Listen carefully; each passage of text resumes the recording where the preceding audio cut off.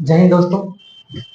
चलिए अब हम देखते हैं बिहार के पिछड़ेपन का कारण। ये सोशल साइंस सब्जेक्ट में ये महत्वपूर्ण क्वेश्चन बन जाता है कि बिहार का पिछड़ेपन के कारण को बताए ना। आप ये गौर से क्वेश्चन को ध्यान से देखिएगा, बिहार के पिछड़ेपन के कारण क्या क्या हो सकता है ना। हम लोग आज बिहार पीछे इतना पीछे क्यों है, इसका रीजन क्या है, कारण बताए ना। तो आज हम लोग इतना पीछे इसीलिए है, इसका विभिन्न कारण है, बहुत सारा कारण हो सकता है। जैसे हमारे यहाँ क्या है, तेजी से बढ़ती जनसंख्या। क्या है, बहुत तेजी से बढ़ रही है जनसंख्या। नारा लगता है ना, हम तो हमारे दो, मोदी जी लगाए थे। मोदी जी क्या, सब लोग बोलते हैं हम तो हमारे दो, लेकिन यहाँ का जनता नहीं, हम दो ना, जो होता है सो होने दो, ऐसा नारा लगा। ये गलत है। पहली बात तो यहाँ हमारे बिहार में ना जनसंख्या इतना तेजी से बढ़ रहा है, इतना तेजी से बढ़ रहा है, तो किसी को रोजगार दे तो हो नहीं सकेगा, है ना। तो ये क्या पहला है, पहला तेजी से बढ़ती जनसंख्या, जनसंख्या पर नियंत्रण करना चाहिए, न कि जनसंख्या बढ़ावा देना चाहिए। ठीक है, तो पहला बिहार के पिछड़ेपन के कारण में लिख सकते हैं, बिहार के पिछड़ेपन का पहला का तेजी से बढ़ती हुई जनसंख्या। दूसरा बोलेंगे कृषि पर निर्भरता। आज हम लोग जानते हैं बहुत सदियों से हमारे माता पिता भाई बहन दुश्मन जो भी लोग हैं, है ना, ये भारत कृषि प्रधान देश है, हम जानते हैं, सबको चाहिए कृषि, ठीक है। लेकिन आज ये कृषि में पैसा आता ही नहीं, और कृषि भी लोग करते हैं हमारे बिहार के लोग तो वैज्ञानिक तरीके से करते नहीं। जो अच्छे उपज वाले मतलब अच्छे किस्म के बीज रोपते और अच्छा गुण वाले पौधा हो गए, एक बीज रोपते तो 10 गो बीज ऐसा तो होता नहीं। जो मन जैसे मन कुछ भी रोप रहे, 2 4 गो डीएपी खाद मतलब यूरिया पोटाश डाल दो, हो गया, ऐसा नहीं होता। सब दिन निर्भर है क्या, कृषि पर। तभी आगे चल के कोई बिजनेस करना नहीं चाहते, हमेशा कृषि कृषि कृषि, है ना।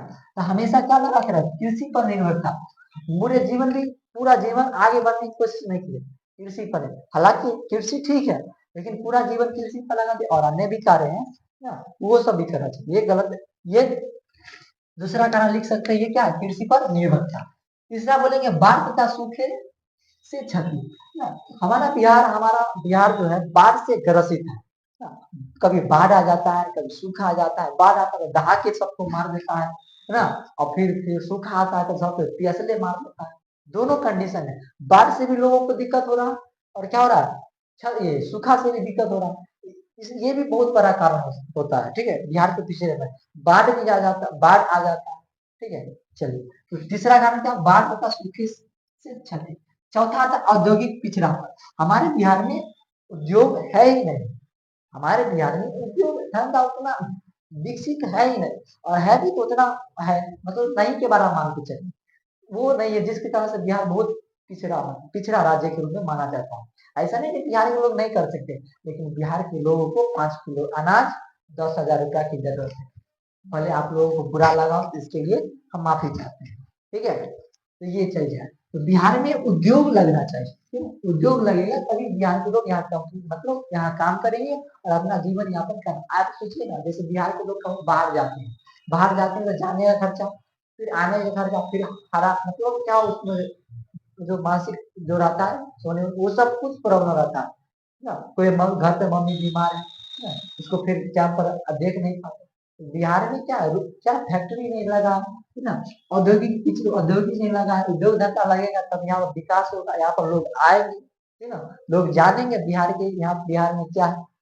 अभी हुआ करता था बिहार IAS की फैक्ट्री कहा जाता था बिहार, लेकिन आज आगे देखिए, तो बिहार का औद्योगिक पिछड़ापन। छठा बोलेंगे बिहार, बिहार गरीबी, इतना गरीबी हो गई है, इतना गरीबी मत नाम दीजिए गरीबी की।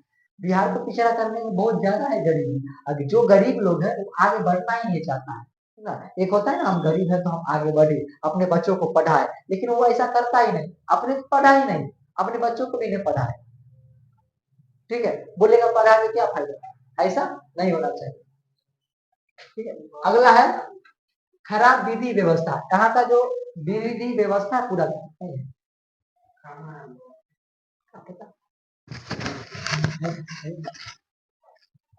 देखिए, यहाँ यहाँ का खराब विधि व्यवस्था, जितना भी यहाँ पर कर्मचारी हो मतलब जितना भी सरकारी पद पर जो गए हैं, सब कुछ सभी को नहीं बोल रहे, मतलब सबको नहीं, जो कुछ को छोड़कर जो अच्छे काम नहीं बोले उसको हमारा सलाम सैल्यूट प्रणाम जो भी हो ना। लेकिन वहाँ का जो खराब विधि व्यवस्था करने वाले वही लोग हैं ना, अपने ऊंचे ऊंचे अधिकारी बैठ के उसका दुरुपयोग कर रहे हैं, ठीक है, सदुपयोग ठीक से काम नहीं कर रहे हैं, है ना।